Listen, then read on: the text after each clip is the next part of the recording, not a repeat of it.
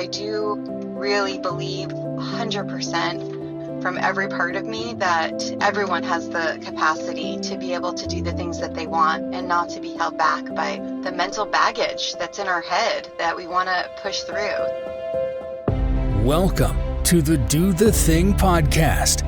In each episode, we get down and personal with people who go after the things they want to make all their wildest dreams come true.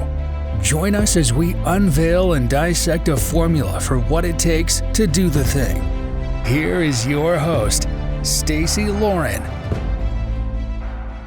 Hey everyone, welcome to the Do the Thing podcast. This is your host, Stacey Lauren.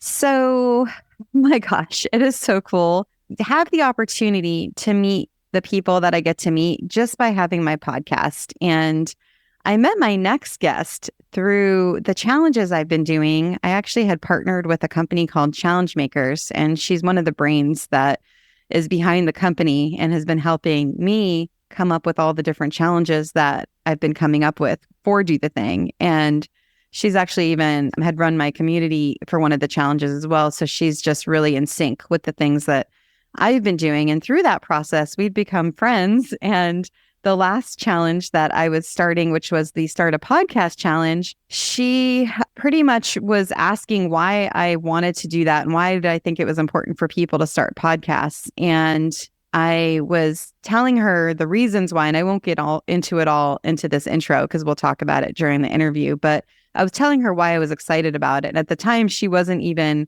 remotely interested in starting a podcast. But through our conversations, all of a sudden something clicked. And she was like, wait, actually, I would be interested in starting it. Maybe it could have been by me, as she says in her first episode, harassing her to do it. But she did have some kind of click there. And I thought that it was really cool because now that I'm listening to her podcast and getting to see what she's talking about, it just shows me the power of changing something in someone's mind, like having this like one little button that can click something on.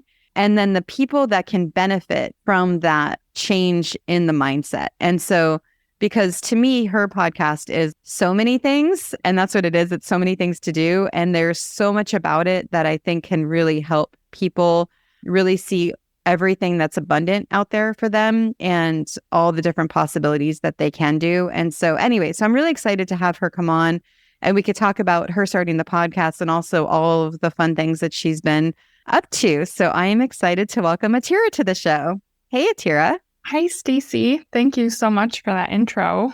I loved it.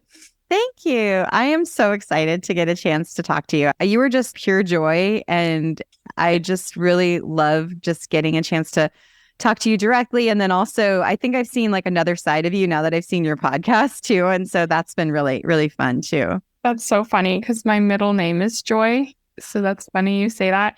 But also, I've just loved getting to know you in this way, too, because it's so fun working with you. But then it's just, I'm like, man, I want to talk to Stacey, like, in a different way, because you're just such a cool person.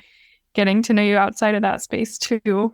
Thank you. And yeah, it's interesting, too, because you, in one of the episodes that you did for your podcast, you interviewed Alicia, who's the other brain, I'm calling you guys brains. The other brain. The other brain behind Challenge Makers. And oh my gosh, I got to see a whole nother side of her that I never saw. And I really like that you're able to bring out somebody's true essence, who they are as a person. I feel like that's a really special gift that you have too. Oh my gosh. What a compliment, Stacey. That just made my week. That's so sweet. Oh my gosh. But yeah, I do love Alicia. She's like the other half of my brain. So that was a fun one. Yeah, I even posted it. I'm in it's called an NFT mastermind with Ryan Moran, who she does a lot of stuff in that group and not in the mastermind group, but in the Ryan Moran's network. And I posted that episode in that NFT mastermind. I'm like, if you guys ever wanted to see another side of Alicia Reynoso, watch this episode, because I don't think it's so cool to get to see a whole nother side of someone come out just through you being able to talk to them. Right. It's so funny. I love that. Yeah, well, I love you posted that there. Oh, good. I'd love to start off and just have you share with the listeners more about you and your story. My story. Okay, so my story feels like a long one, but I'm only 25. Do you want like why I started the podcast? Otherwise, I feel lost. Here, I can start there. I have raging ADHD. So I could take this 40 different ways if we wanted to. I am I just like to do a ton of different things. I'm very creative. I've always loved to draw, to paint, and I've tried really almost every hobby out there except stained glass. I have all the tools, everything. I love working too. I have 2 jobs, not because I need it, just because I can't not be doing something, I guess. That's kind of where I land there. Does that answer your question? Oh, totally. Yeah. And so when you started doing like drawing and painting, what kind of drew you to that? I'm curious because I know you have this huge creative side where even in your first episode, you're making jewelry as you're talking, which I absolutely love. I think I've told you that before because of the podcast name. It's like so perfect. But I was just curious, when did you start exploring different things? Really, I was kind of, ever since I was little, I kind of had a very left brain, like very science-minded. I loved science and math, and kind of my sister was the opposite. She was always doing artistic things, always creative. And my mom kind of just fostered both of those things. So, but I took my focus there. And then one time, I don't know why, but I thought I'd try drawing or something, and I liked it and I was good at it. So I just kept getting into it. And then I really believe anyone could be good at drawing. The more you practice, the better you get. And that kind of feeling of doing something well is really what kept me going. I guess I just like doing it well. And then you want to try more things. I always wanted to do construction or something. So I'd go from drawing to the silversmithing with the torch and everything. So just got deeper and more creative the more I did, really. And then how did you, because I think a lot of times when someone's going to try something new, they kind of get into that self-doubt. Okay, I don't know if I'd be good at this thing. And then maybe they won't even get started. What's your kind of theory on that? How do you kind of get out of that and not even go there? So I go there all the time, except in a different, I really don't. The only time I've ever felt that feeling was starting this podcast. I'm like, I can't do this, or this looks stupid. That's really the first time in probably 15 years I felt like that, because I have a few different problems with my heart and my health. So I've always been, other kids want to play soccer. I'm like, I can't do that. I have no interest in that. Be good at that because my heart's going to hurt. It's going to not make me feel good. So I've always kind of accepted limitations and just dealt with it. And that's kind of where the mentality, if you can't do one thing, just do another. So find something else to do. Stay busy kind of thing. Yeah. Do you mind sharing more about that? When did you find out that was something that you had? Well, I've gotten migraines since I was 10. I still don't know why, but it would be 2 or 3 times a week. I've had a headache. If you have a headache, you don't want to go hang out with your friends, or there's just always been certain things where I've said no to because I didn't feel well. And then probably about in middle school, I got diagnosed with POTS and dysautonomia. And I have also Ehlers-Danlos syndrome. So those were all kind of diagnosed between middle school and high school. And it really wasn't a big deal. I mean, some things can be frustrating, and there was probably a period of self-pity, moping, but you just got to kind of accept it and roll with it. I did always want to climb like Mount Everest or do these crazy things, but I just kind of accepted there's other things that I'm good at that other people aren't. And that's just the way people are. Yeah. So how did you get there where you could have done the self-pity moping, and you probably did that for a little bit, right? And then how did you get out of it to get into that acceptance of where you're at? I feel like it's easy to get stuck in the self-pity mentality kind of. I just didn't want to do that. I like to be productive. I mean, obviously it didn't happen overnight. When you're a teenager, you love to mope about yourself or about your situation. But once you keep doing other things that you're good at and focusing on your strengths, that's what becomes important rather than all the other things you can't do. That doesn't seem as important as the things you can if you keep going. That's so good. So when you were focusing on your strengths, did you have a specific way that you did that, or was it just naturally to you? No, it was just natural. In class, you focus on, I loved marine biology, so I signed up for that class, or I'd come home and do some art instead of where other people would be going to practice. I tried out for the track team one time and I made it, but I passed out in a race. So it's just, instead of that, you do the other. I don't know. Yeah, I love that this idea and we'll go into the podcast in a few minutes, but I wanted to stay here for a minute. But the idea of this, so many things to do, is stemmed from you almost have restrictions with what you can do. So then you're sort of like now becoming more abundant with the things that you're able to do because you want to do everything now. You're so cool. I think I'll tell everyone before Stacy you'll go over advice for people. And I was, I have no advice. I don't know what to talk about. And she's, that'll come. And because I didn't even realize that about myself until I've started talking, Stacy. So that was really cool that you found that, because I just found that out with you. So good teamwork. Yay. Yeah, that's amazing. I mean, it just shows that whatever you have, if someone's listening, right, and they have something going on, whether it's like a health issue or a stutter or some kind of learning disability, it's when you can look at your strengths, right, and not focus on the pity and the moping with whatever that thing is, then I think the world opens up to you in that way. And I don't want to get myself canceled here before I even get started, but I think a lot of people get stuck in focusing on what they can't do or the victim mentality. I know I'm in support groups for people with the same health disorder, and it's like, it's not that my disease isn't bad, but you could always have it worse. You could always have it better. So why not just be grateful for where you're at and focus on what you can do? Yeah, so I'd love to hear more about that with the support group, because as you know, the Do the Thing formula, one of the letters is M for my people, which is surrounding yourself with people that are going through the same thing as you, that want the same things to give you that connectedness to grow. So is that something you've been doing for a while to be able to help you through these health challenges? I joined them and I kind of didn't really find my people. I found a lot of, I hate to say this, but I found a lot of like the for me post kind of thing. And I just didn't find that inspiring. I think it was really finding friendship with Alicia that kind of got me more excited and more inspired, because she's so driven too. I mean, she's very focused on marketing, where I'm kind of focused on anything that's got my attention, any hobby or anything really. But it's kind of the same drive that we both have to just keep being productive and keep creating productive things. So that was really I've always had the mindset, but it's really keeps me going to be surrounded by a similar mindset, like you're saying. Yeah. And I appreciate you being honest too about the groups, because I've gone through different support groups before, whether it be parenting or just different things that I've gone through. And a lot of times I'm using a word that isn't popular, but I'm going to use it.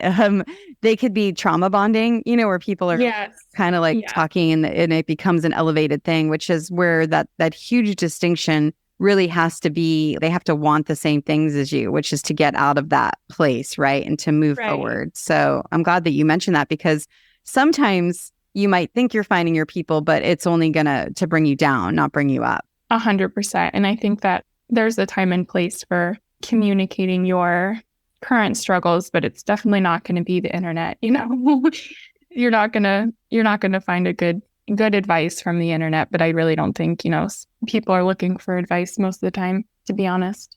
Yeah, what do you think? And then I want to go on to the other stuff, but like I'm curious too. Like, what do you think helped you see that so easily to then be able to not be in the group anymore, and then to continue to look, which is then when you and Alicia were able to connect in that way? I don't know. It takes a lot of growth and not a lot of time, but I don't know the answer to that. I think I've grown up a lot since maybe in the last 7 years, and it's just different life experiences, and you are the top 5 people you surround yourself with. And I think once I got surrounded with the right people, it was easier to keep the positive attitude instead of being drugged down. So the my people and the formula is definitely one of the most important steps, because if you're still, I know I started working with Alicia and I still had this one friendship that was just kind of bringing me down. And I felt once I stopped talking to that person, I felt a lot more growth. So in different ways, not just the support group, but it's definitely who you surround yourself with. That's most important to how you see your life. So good.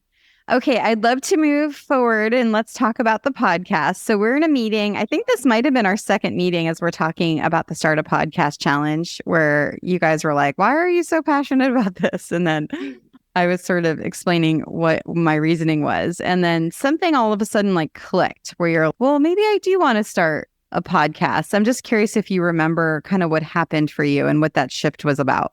So I've always liked podcasts. I listened to this one meat eater podcast, and I just love that podcast. I love nature. I don't like hunting. It's a hunting podcast, but they also talk about nature. They talk about animals, and I love that. And I just, man, I don't have a business to support talking about the cool things I want to talk about. Plus, you need one subject. I don't have one subject. I know surface level of 500 things instead of a lot about one thing. So I think when you started talking about, I think once you kind of were like, you don't need a business. These people don't need a business to talk about anything. They can talk about anything. And once we were going through your goals for the challenge and kind of wanting people to find their voice, really, I think the biggest thing for me was realizing you don't need a business. You don't even need anyone to listen. I kind of was lost in that. Who would listen to me? And then you were, no one needs to listen to it. No one needs to hear it. No one needs to care, and you can quit anytime. And that was just kind of, oh man, that's so true. Why am I hung up on like, what if it needs to make money, or what if who do I get ads from? It's like, you're just talking into a computer. Why do you need anything? Totally. And then what gave you the idea for the name? And like, because all of that, everything just sort of started magically, at least for my idea. All of a sudden it was, this is the name. And then you already had an image, and it was just, everything went so quick. And I was just curious kind of what that thought process was from the time that you made the decision to try it and then to the point of where you got. Well, we made that the kind of the quiz for you, that once we were laying out those weekly challenges for your challenge, what would I talk about? The idea of your challenge was to write down topics every day. And what would I talk about? And I was like, well, I'd probably talk about the things I know about, or I love talking to even my neighbor, Nancy. She's 80 years old. She has so many things to talk about. She'll tell me about her life all the time. I want to talk about making jewelry. I want to talk to people. And it was just kind of realizing there's so many things I want to talk about.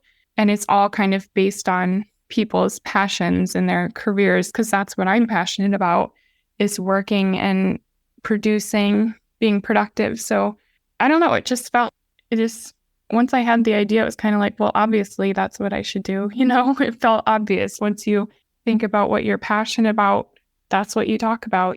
And so how did you, when you're thinking about what you're passionate about, was that like a writing exercise, or you just thinking, or how did you get into that headspace to kind of like do that? Oh, I was just thinking, and I wrote down a few ideas. I actually did start doing the write down.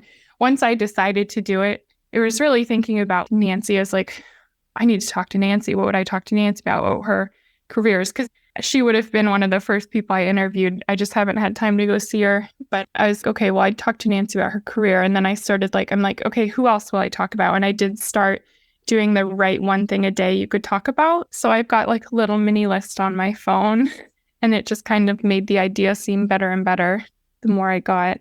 Did you have any thoughts as it was happening that got you either motivated or unmotivated, where you were like, oh yeah, this is totally feeling good, or oh wait, why am I doing this again?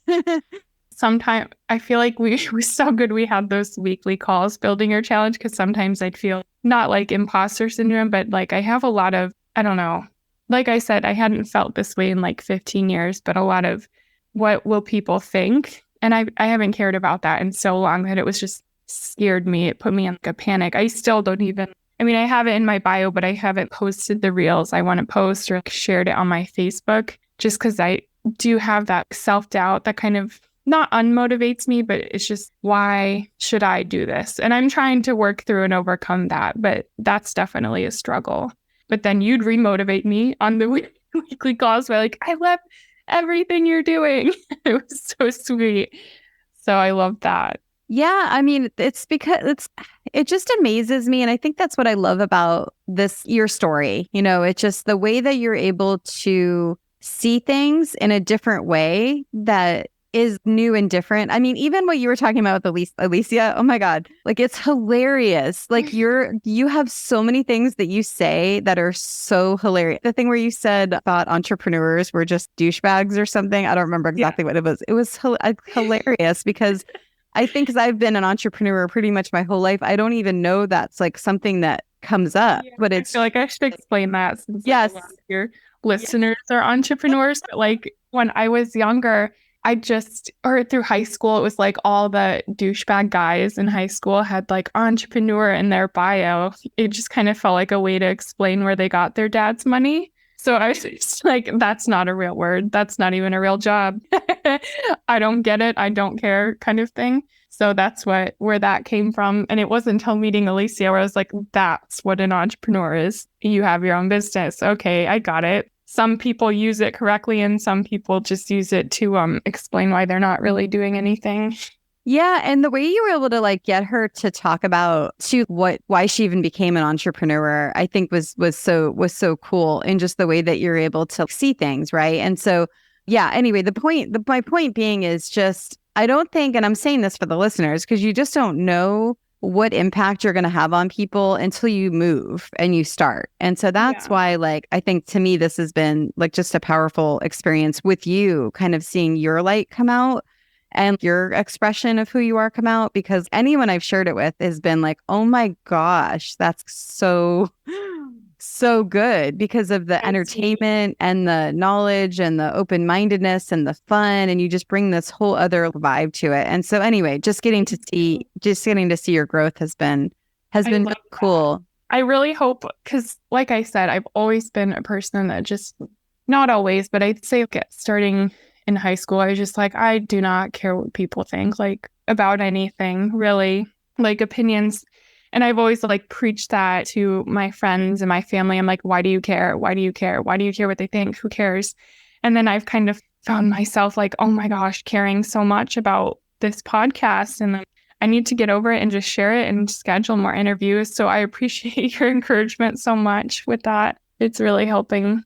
And what do you think? And so, because I think self-doubt is such a huge thing people have. And actually, oh my God, I'm doing an episode on this later today. And I even looked it up on, do you know the chat bot, the chat.open? Yeah. Oh, semi-obsessed with that right now. Alicia is too. It's her new best friend. Oh, I love it. Actually, I'm going to look it up right now because it's like, the funniest things came out. So basically I was looking up names of the inner critic, right? But a lot of people have that. I've heard a lot, like some people name it the itty bitty shitty committee, which I think is hilarious.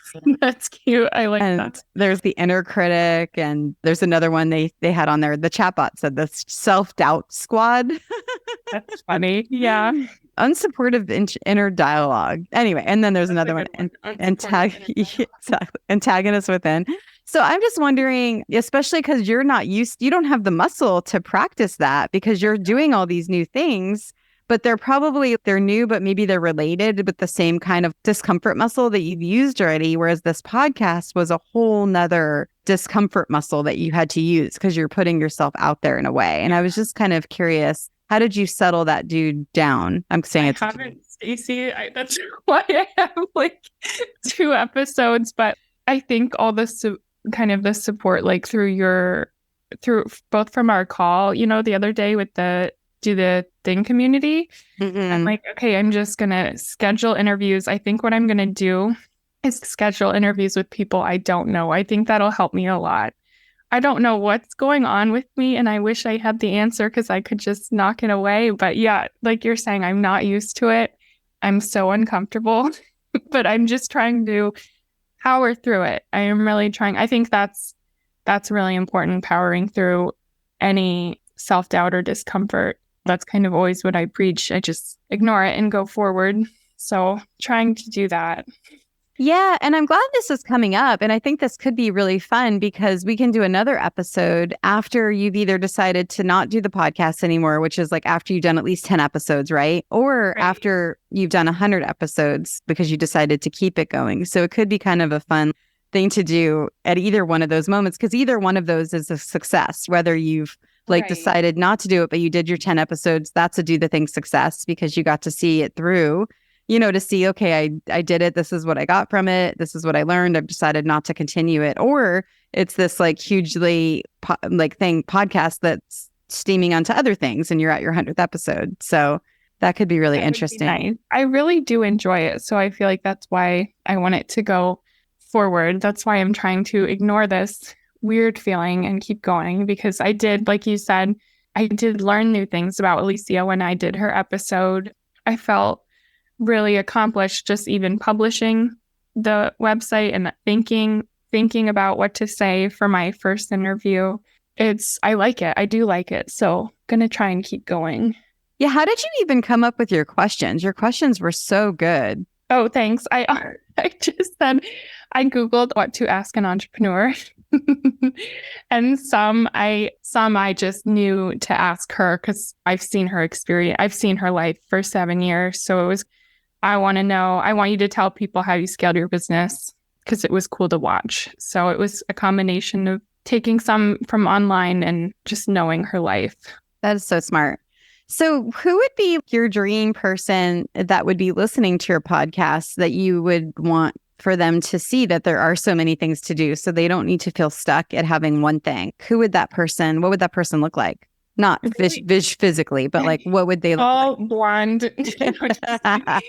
Really just anyone who I feel like my sister comes to mind because she just doesn't know what she wants to do. And I think about that a lot. I used to be like that. I used to have a plan, and then being sick and stuff, it was just I was like, okay, I'm going to school in North Carolina to be a lawyer. I'll have a car, a house, a dog, and kids by like 25. And obviously I'm so far from that now that it's just, I hope anyone who feels they have a super rigid plan they'll just fall apart if it doesn't happen, or someone who's so lost they don't know what to do kind of just stumbles upon it and just finds out you really don't have to do one thing. And that was cool because I was thinking, in the process of thinking about who to interview, I was thinking of my friend Chad, and he's a pilot. He was a pilot. Now he trades stocks. Now he also helped with Lisi's business. Jamie Hunter, also a sheriff. Like, nobody really does one thing, and I never realized that before. And I feel like a lot of people don't realize that it's more rare to do one thing than it is to do more than one thing. And I don't think that that's talked about enough. Like, only a few people are doctors all their lives, or most people hop around too. And I think that's what's drawing me so much to this, is because there's a few sides of this, right? There's the kids. When I say kids, I mean like teens to like young adult that are kind of thinking they have to subscribe to the one thing because that's what adults are sort of grooming them to be, right? And then there's also the people like you've seen in my community where a lot of them are over 40, starting their lives over again, to realize like at any point you can make a change and do something new. And I think you've kind of hit both sides with the way that your podcast is. And so I think by people hearing it and seeing it and then getting to see these connection points while being entertained in such a fun way with the way that you're able to do it, it could really open up their mind. You're so motivating, Stacey. I love it. Well, and it's funny because I'm thinking of even, I don't know if you met Woodley yet, but she's doing foodie podcast and she's doing Foodies United. And we were she was doing a first interview with restaurant and talking to them about their food experience. And we were doing a little conversation about it. And she was telling me the questions she was going to ask the person, which was like, what menus do they have? Like, how do they come up with their menu? How do they source their ingredients? And I was telling her, I have no idea. Like, I would not even consider nor think any of those questions. Like, I don't even know how she came up with them, but because that's her lens, right? She loves food. That's what she's doing. And so people are then going to be able to hear about her interviewing them from her foodie lens, right? And then your lens is, oh my God, you're living in this one way. And then you have the health stuff that then rocks your world. And then you're having to really tap into your strengths, which then gets you to do all these things. And again, I'm going to bring up flexing the muscle a lot because that just feels it's alive for me. It is a muscle to flex, to like do new things, right? And to go through that novice, open-minded, I'm going to ask questions and just learn as I go type of thing. And I think it's a whole new lens that you have. Well, that's why I love your podcast challenge, because there's those humbugs that are going to say there's too many podcasts out there, but everyone has such a unique perspective on life. So everyone could interview Alicia 45 times and get different answers and find out something new. There's always something new to find out. And even traveling, if you go to the same place 5 times, there's always something new to see. The landscape's always changing.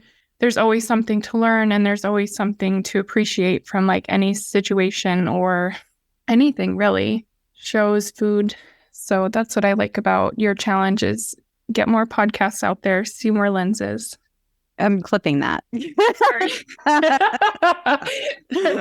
I kept telling Alicia because I'm going to use your face for reels, Alicia, on my Instagram whenever I get the confidence to do that. So whenever she'd say something really cool, that's the reel. Totally.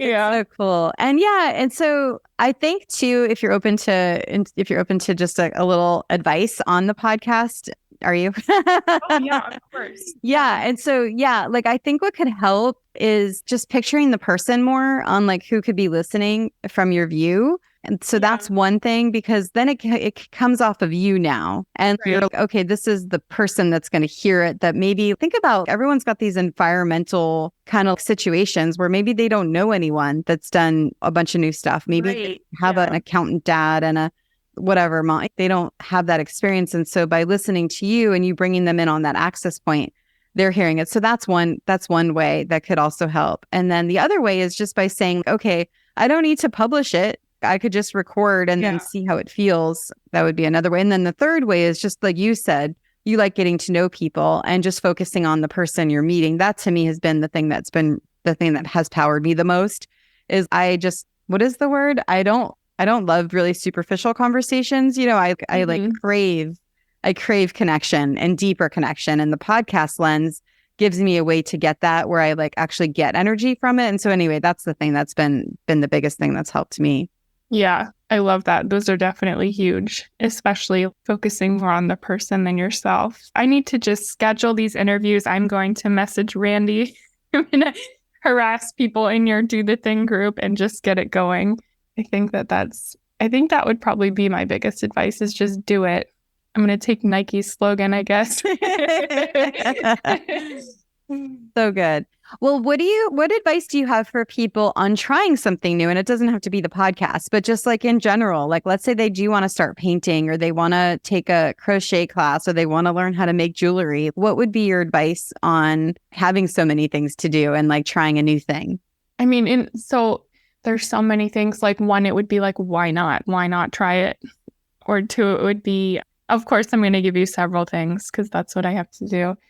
Two, when you're trying a lot of different hobbies at once, it's easiest to just leave them out around the house, because when things are in front of you, it's easier to do them. So I have just half-finished projects everywhere, because if you put it away, you're not going to get it back out, kind of thing.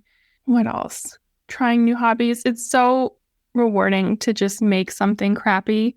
Even if it's crappy, it might turn out cool, and just let it sit there until you feel like it's finished. I always say, okay, this is probably my last one, but sometimes if you think something's bad, you just have to walk away from it for a while. Just take 10 feet back and you'll see, what perspective is off.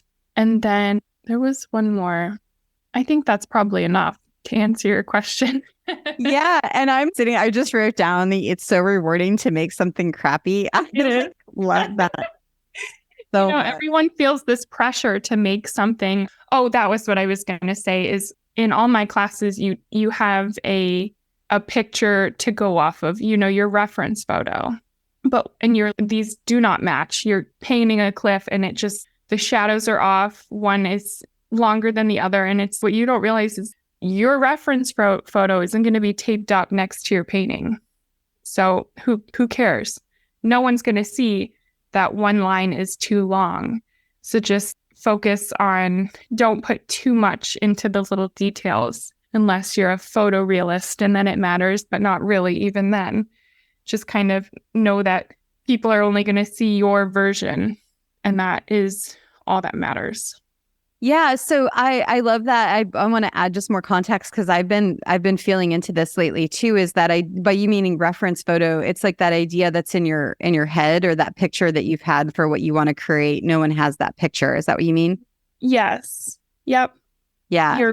You're painting a turtle, and you're looking at this picture of a turtle. No one's going to see what the turtle you're painting looks like, or if it's got a different spot. And I think that that's true in life too. It doesn't always have to be what you thought it was supposed to be. In fact, it's never going to be that. So just make sure you like how it actually looks on your paper. Totally. I interviewed someone, actually, she's really young. She's like 19 and she created this card game. It's like a conversation starter around taboo sex topics, but it's called Boobler. But anyway, she was talking about the card game and having every detail perfect, from the texture to the card to the color, like all things that you could imagine, right? And it was funny because I had ordered it before I interviewed her, and I noticed none of that. I just noticed the things on the card. And so it took her an extra, and she mentioned it took her an extra like 6 months or 8 months to have it go live, because she had this perfect picture in her head, but no one else has that same image. And so there is something really powerful about that. And no one else cares that much. They really don't. Honestly, that's so funny. And that is advice I should even give to myself. No one's going to care what you're doing. They care about themselves. As long as it entertains them 15%, you're good, you know? I believe you should always do your best in anything, but with kind of Alicia is so bad about love her to death, but she wants things perfect, and that is a good quality to have, but take the pressure off, because no one cares. Like, she built this whole website a while ago and for a client, and he was like, oh, look at it later. And it was the late nights, the thought, the quality, and no one sees that. No one sees how much work you're doing. And it is incredible the amount she put into that. It was stunning, amazing. But it's just, some people just are like, whatever. So give yourself that space to be a little whatever too, because everyone else is going to do it. No one's thinking about you as much as you are. Totally. That is so good. Okay, Atira, the time is here. So I would love to hear your number one piece of advice for the listeners on doing the thing. On doing the thing, I feel like I've said it all in my, let's say for doing the podcast thing, actually. How's that? Sure. Or do you want a hobby one? What's coming alive first, and we'll see where it goes. I guess maybe it's just because we were just talking about it, and it might be relevant to me, but I guess like no one cares. That's my advice. You are the only person that matters. Your opinion matters the most, because no one's ever going to care about you as much as you do. So make sure you're staying true to what you want and what you believe. How's that? Yeah, that is really good. And then I'm thinking, while we're on this topic, I'd love to hear also, for now that the self-doubt thing is new, right? What would be your piece of advice for someone to kind of move through that? Back to the Nike slogan, just do it. Like you said, I think the biggest thing that's helped me is actually something you said, is you can quit anytime. I don't know, I have big fear of quitting. So it really helped me to know that like you don't have to quit. You just have to try your best. And I can do that. I can try my best and just push through it. Just focus on your opinion of yourself. And I'm glad you said that, because I think that's the other thing I like about your podcast, is because I think a lot of times people think they have to continue to do the same thing. Like, I had a company before I started my podcast and before I exited it. And I had people working there 18 years that felt like they had to stay there. And they didn't. And several of them have left since I've left, and they've now are doing different things. But it's when it doesn't feel aligned for you anymore, whatever that thing is, whether you're playing piano or you're painting or you have a job or you have a business or you're doing a podcast, you need to die on the sword. You can actually stop it. To do. So many things to Go do something else. Exactly. Yeah. And sometimes when you're doing something new, then you're able to, and I think you even said this, maybe I learned this from you actually, now that I'm saying it out loud, but you learn about yourself. And so then it kind of gets you to the next level thing that you want to do too. Right. I believe that wholeheartedly, and like being present in every situation, because like, even if you're staying at a like shitty hotel, they've probably got a cool painting somewhere or something to appreciate. There's something to learn and something to appreciate from every single situation. No matter what it is. I definitely believe that.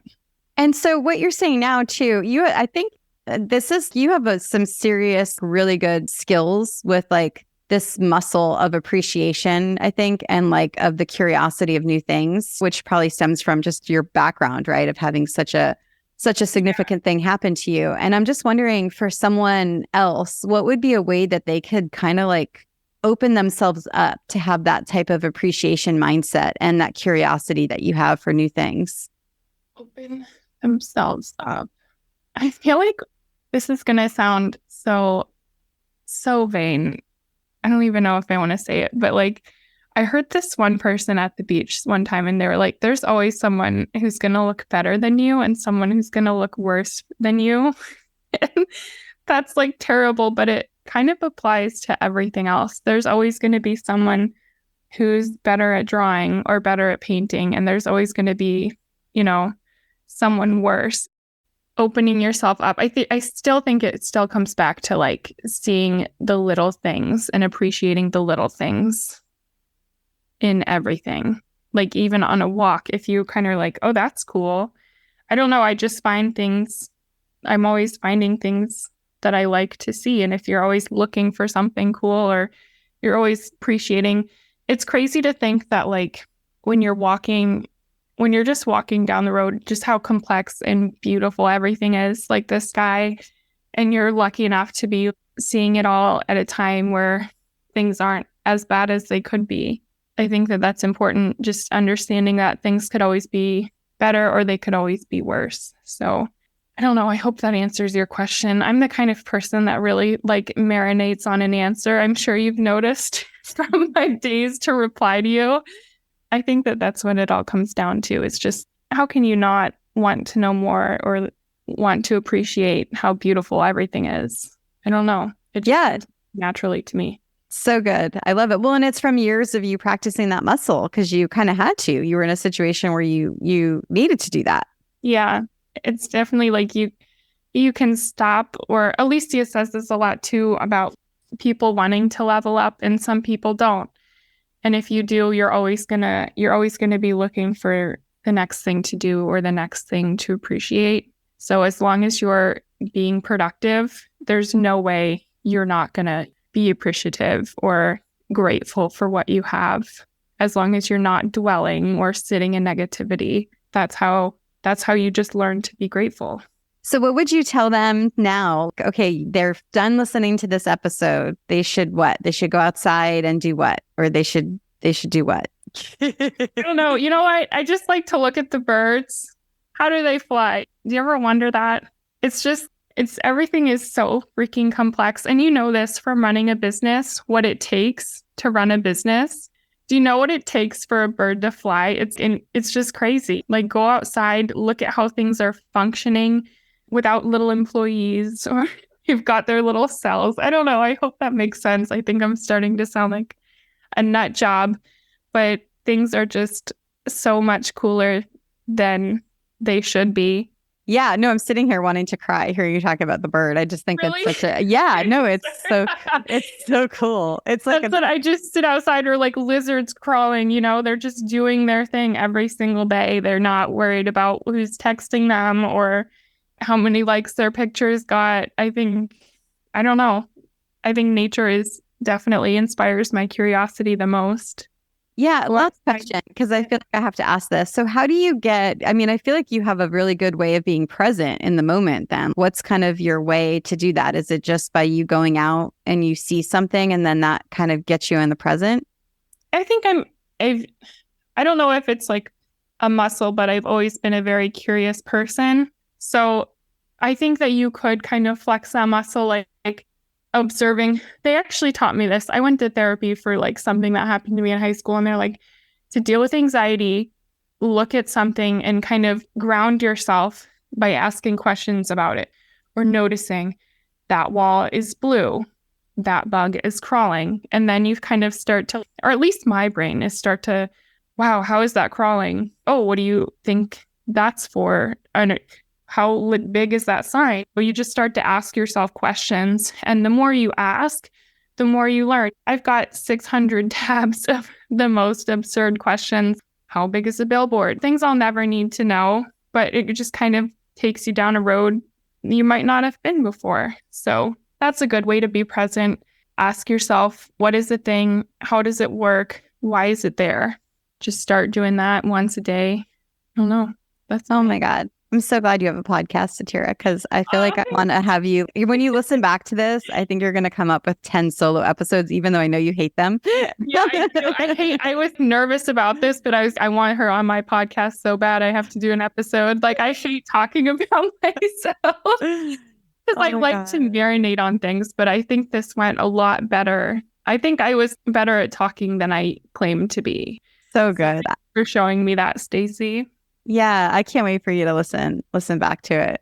I really can't. I'm excited. Thank you so much, Stacey. Thanks for coming on. Oh, please share with everyone where they can find your podcast and your YouTube channel and all the good stuff. So I still haven't 100% nailed the uploading the podcast, but right now I am throwing everything onto my YouTube. It's just so many things to do. And it's at Atira Joy. So, wow, I've actually got 32 views on my solo episode. I think that these are all from you're spreading the word because I certainly haven't been. I don't even think my family knows I have one. So cool. Yeah. And so if they want to be interviewed by you or they want to listen, they just can go there and then your contact info will be on there eventually. If you want to be interviewed, I have an email, shoffneratira@gmail.com. shoffneratira@gmail.com. That's the best way. I made a podcast email, but again, I don't remember what that is. I'm a hot mess. I love it. The night you inspired me, I was like, okay, I've made my YouTube channel, I made my email, I've done everything, and now it's been, a month, so I'm kind of out of touch, but you've inspired me. I'm getting back in touch. It shows, though, that I think that's a really important part, is just to have, until the momentum is going enough for you to, like, this is anything, whether it's weight loss or doing something new or doing something scary. It's like, before it becomes, the momentum is like comfortable, there has to be a little bit of a nudge, Yeah. And there also has to be like discipline. Everyone says, especially with weight loss, I like to weightlift too. And it's like, if you wait for the motivation, you're never going to get started. You just have to force yourself to do it. I think it's discipline more than anything, and motivation helps too. So that's why you surround yourself with the right people who want to see you win, for sure. So good. Surround yourself with the right people who want to see you win. See, that was the perfect way to end this thing. That's the real. And I feel like I'm doing that with you. So thank you for being a part of the Do the Thing journey. And thanks for sharing your story. I really, really appreciate it. Thank you for everything, Stacey. You've been such an inspiration. I love what you're doing because it's encouraged me. So cool. And do the thing. Do the thing. Let's do the thing. Just do the thing. There we go. Thanks for listening to the Do the Thing podcast. We hope you enjoyed the show, but even more, we hope you'll be inspired to do the thing. Do you have a burning question on doing the thing that you'd like answered? How about an inspiring do the thing story of your own that you'd like to share? We'd love to hear all about it. Just leave us a voice message at dothething.callcast.co or email us at hello@dothethingpodcast.com.